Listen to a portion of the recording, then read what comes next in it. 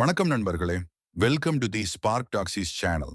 தமிழக அரசியல் களமே ஆவலோட எதிர்பார்த்து கிடந்த அந்த தருணம் வந்துருச்சு. நான் கிங் மேக்கர் இல்ல, நான் தான் கிங் அப்படின்னு தேசிய ஊடகத்துல கர்ஜித்திருக்கிறார் நம்ம தளபதி விஜய். வெள்ளை சட்ட எளிமையான தோற்றம்னு அவர் வந்தாலும் அவர் பேசின ஒவ்வொரு வார்த்தையும் நெருப்பு. கூட்டணி முதல் சினிமா விலகல் வரை, கரூர் சோகம் முதல் குடும்ப தலையீடு வரை எதையுமே மறைக்காம ஓப்பனா பேசியிருக்காரு. அவர் சொன்ன அத்தனை விஷயங்களையும் ஒரு வரி கூட விடாம இந்த வீடியோல முழுசா பார்க்க போறோம். முதல்ல எல்லாரும் கேட்ட கேள்வி, கூட்டணி இருக்கா இல்லையா? விஜய் ரொம்ப தெளிவா சொல்லிட்டாரு. கூட்டணி இல்லைங்கிறது எங்களோட கொள்கை முடிவு. இது ஆணவம் இல்ல, நம்பிக்கை. 234 தொகுதிகளிலும் எங்க படை தனித்து நிற்கும் அப்படின்னு சவால் விட்டிருக்காரு. அது மட்டும் இல்ல, நீங்க கிங் மேக்கரா இருப்பீங்களான்னு கேட்டதுக்கு அவர் சொன்ன பதில் தான் அல்டிமேட். நான் யாரையும் ஆட்சியில் அமர்த்த போறதில்ல. நானே ஜெயிச்சு நானே ஆட்சி அமைப்பேன். I will be the king அப்படின்னு அடிச்சு சொல்லிட்டாரு. ஆனா இந்த பேட்டியில விஜய் கலங்கின இடங்களும் இருக்கு. குறிப்பா கரூரில் நடந்த பொதுக்கூட்ட நெரிசல் பத்தி பேசும்போது கண் கலங்கினாரு. அது எனக்கு மிகப்பெரிய ஷாக்கர். என் மக்கள் பட்ட வழியிலிருந்து மீண்டு வர எனக்கு கொஞ்ச காலம் தேவைப்பட்டதுன்னு உருக்கமா பதிவு பண்ணாரு. அடுத்ததா அவரோட கடைசி படமான ஜனநாயகன் ரிலீஸ் சிக்கல் பத்தி பேசினாரு. நான் அரசியலுக்கு வந்ததால இந்த பிரச்சனை வரும்னு தெரியும். ஆனா என்னை நம்பி பணம் போட்ட தயாரிப்பாளர் இதனால கஷ்டப்படுறது தான் எனக்கு உண்மையான வழியை தருதுன்னு ஃபீல் பண்ணாரு. இனிமே நடிப்பீங்களான்னு கேட்டதுக்கு நோ சான்ஸ். சினிமா இனி என் கடந்த காலம், மக்கள் பணியே என் எதிர்காலம்னு திட்டவட்டமா சொல்லிட்டாரு. அடுத்ததா மத்திய அரசு சிபிஐ விசாரணை பத்தி கேட்டப்போ பழைய ஃபார்முக்கு வந்துட்டாரு. எந்த அரசியல் அழுத்தத்துக்கும் மிரட்டலுக்கும் நான் பணிய மாட்டேன். என் பின்னாடி நிக்கிறது வெறும் தொண்டர்கள் இல்ல, அவங்க என்னோட கமாண்டோக்கள் அப்படின்னு ஆவேசமா பதிலடி கொடுத்திருக்கிறாரு. நீங்க பாஜகவின் பி டீமான்னு கேட்டதுக்கு நான் யாருக்கும் பி டீம் கிடையாது. நான் தமிழ்நாட்டு மக்களோட ஏ டீம். என்னை இயக்குவது டெல்லி இல்ல, இங்க இருக்கிற மக்கள்னு நச்சுன்னு பதில் சொன்னாரு.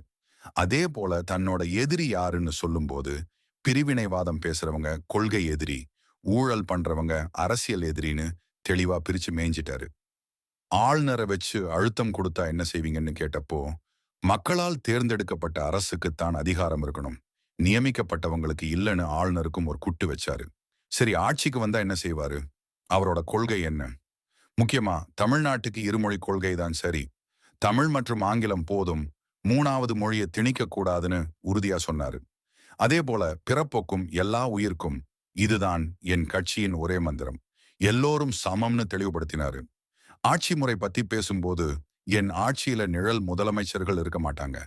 என் குடும்பமோ உறவினர்களோ ஆட்சி அதிகாரத்துல தலையிட நான் அனுமதிக்கவே மாட்டேன்னு உறுதி கொடுத்திருக்கிறாரு. நான் முதல்வரா ஆனா போடுற முதல் கையெழுத்து போதைப் பொருள் ஒழிப்பிற்கான கோப்புல தான் இருக்கும்னும், நீட் விலக்கு வாங்குறது தான் தன் அரசோட முதல் கடமைன்னும் வாக்குறுதி கொடுத்திருக்கிறாரு. கல்வியையும் மருத்துவத்தையும் தரமா இலவசமா கொடுப்பேன்னு சொன்னாரு. ஊழல் பத்தி பேசும்போது என் கட்சியில சீட் வாங்குறதுக்கு யாரும் காசு கொடுக்க தேவையில்லை, திறமை இருந்தா போதும். ஊழலுக்கு இடமில்லைன்னு ஒரு பெரிய முற்றுப்புள்ளி வச்சாரு. பெண்கள் பாதுகாப்பு பத்தி பேசும்போது அண்ணா யூனிவர்சிட்டி சம்பவத்தை சுட்டி காட்டி இனிமே இது மாதிரி நடக்க விட மாட்டேன்னு சொன்னாரு. கடைசியா சில சுவாரஸ்யமான தகவல்கள்.